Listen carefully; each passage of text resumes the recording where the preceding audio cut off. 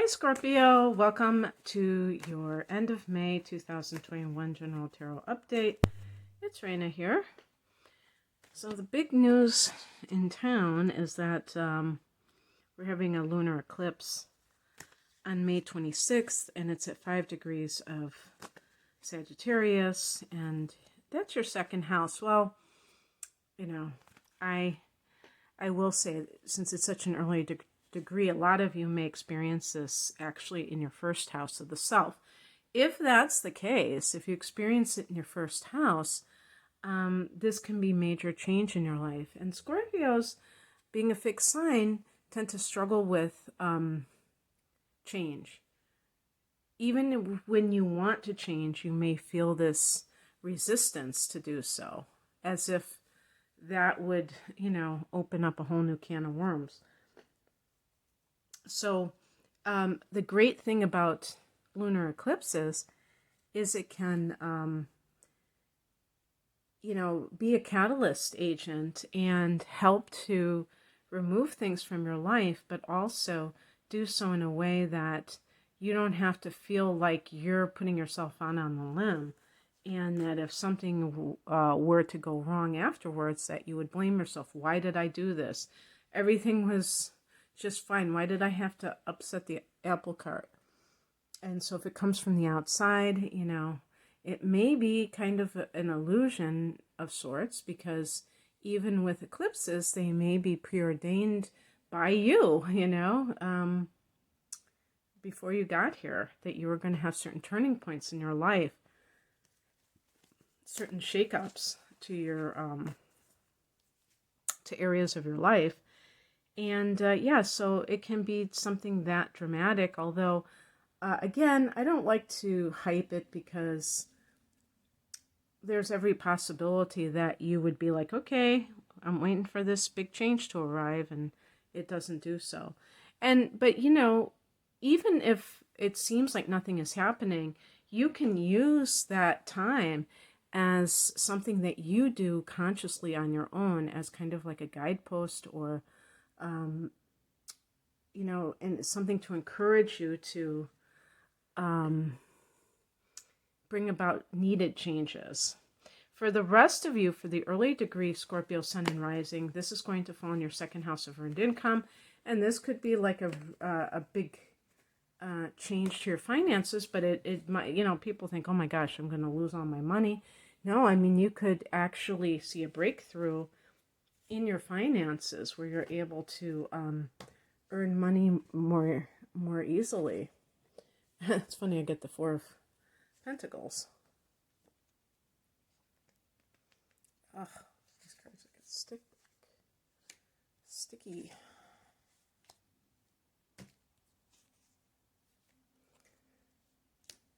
Okay.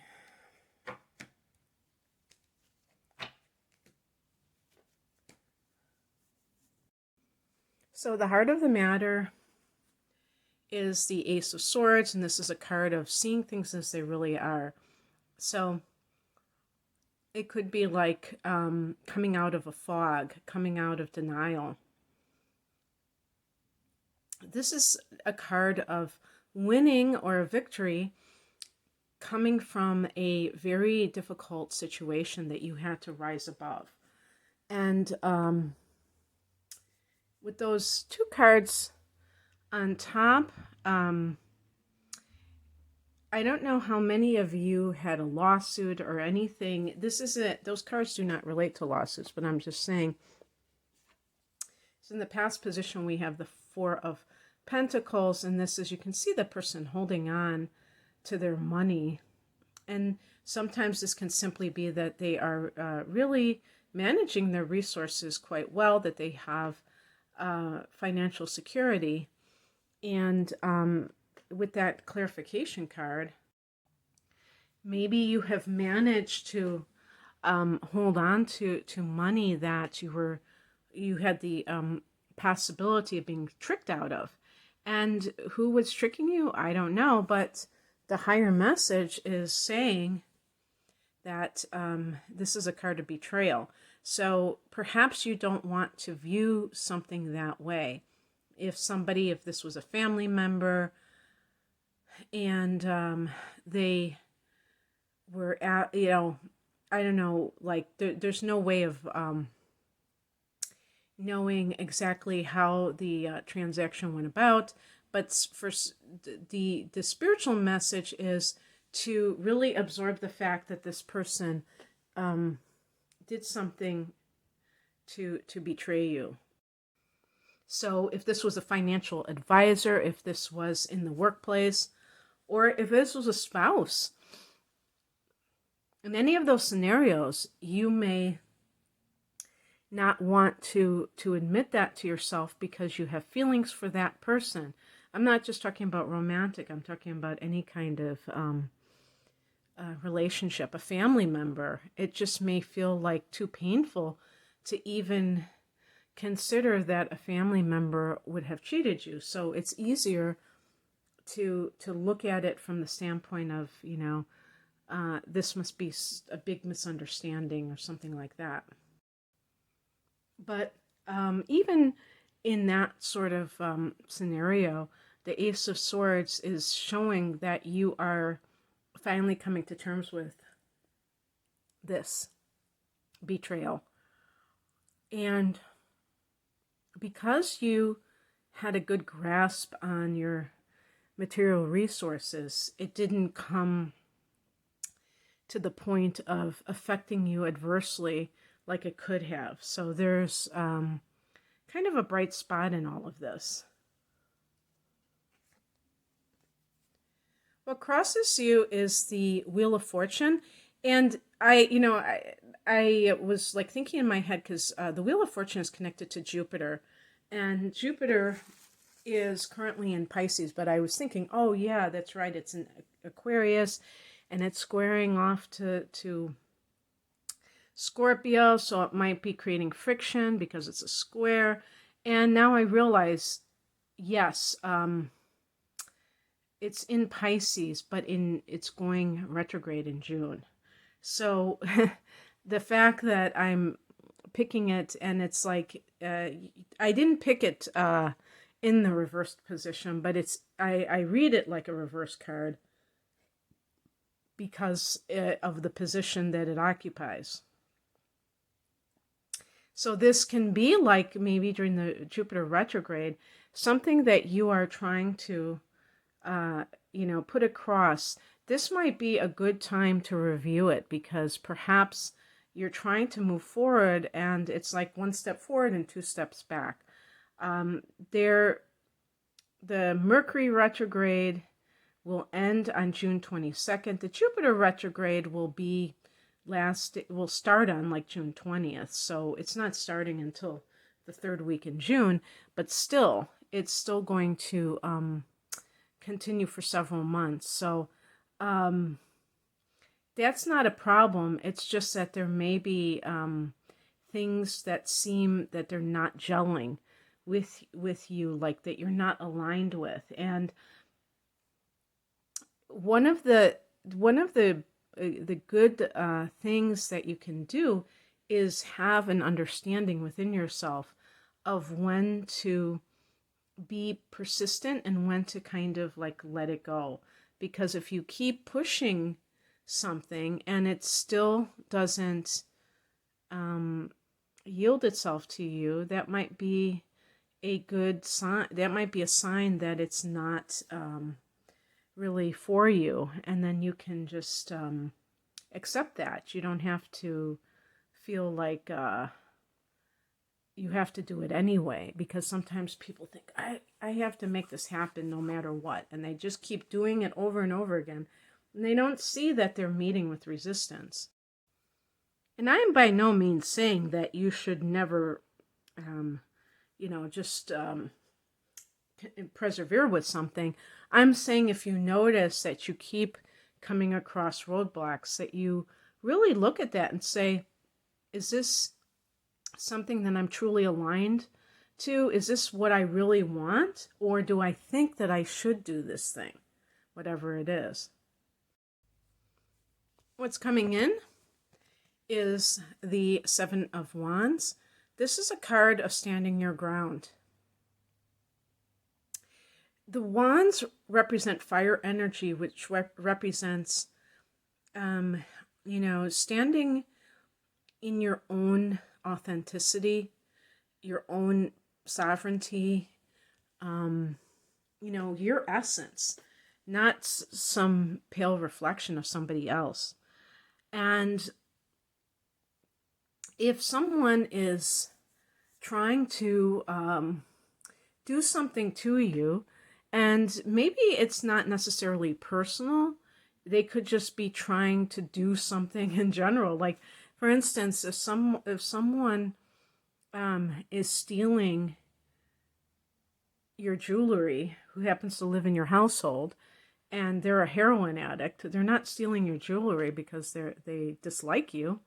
They're just trying to feed their habit, and you have jewelry. So it's like understanding what is personal and what isn't personal to you.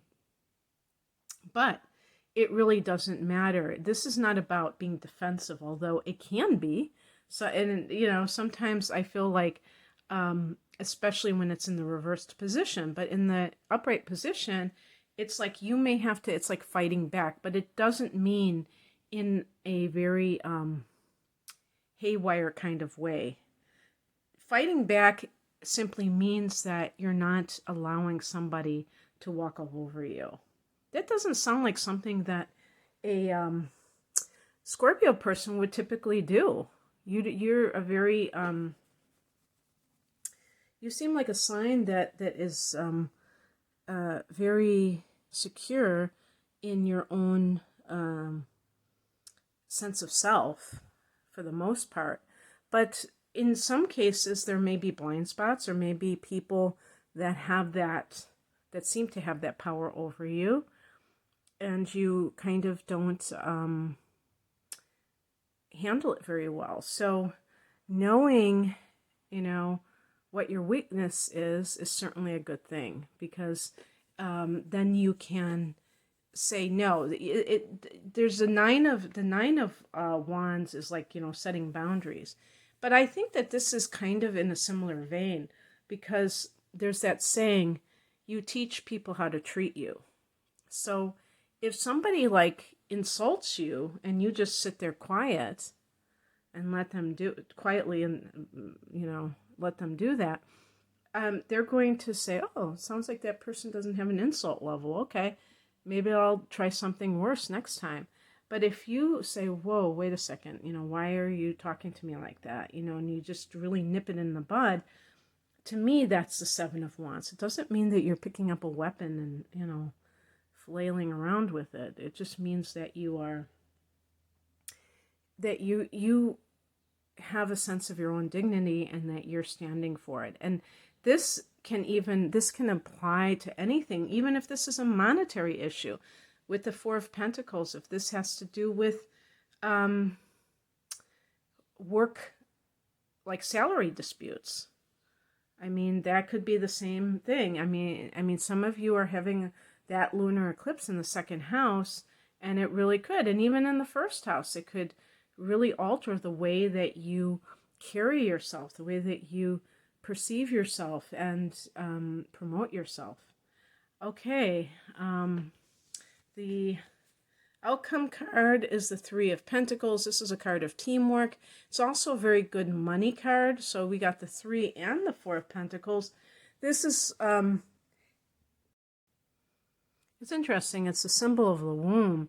And I remember in the Pamela Coleman Smith version of, the Rider-Waite deck, they show like this couple, and it looks like they're baptizing their child.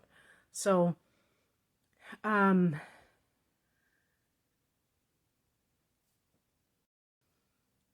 don't know if this is a physical birth or if it's birthing a business, and doing so because you want to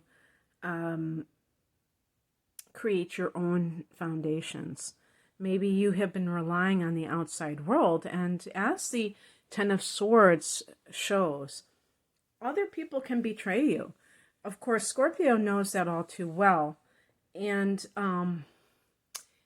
is always kind of, That thought is probably lurking in the background, but if you have been made aware that somebody has done something to you, you may decide to take matters into your own hands and do it yourself. So maybe you're a consultant. Maybe you do some kind of work that you don't really need to you're just using your like skills that you already possess. You don't have to have a physical product. You can, you know, be a teacher and teach people how to do things that are productive. But with the Ace of Swords, you might be starting something new for sure. Okay, Scorpio, that's what I have for you. I hope that you resonated with this. If you'd like a private reading, I'm primarily an astrologer, so I do mostly astrology readings.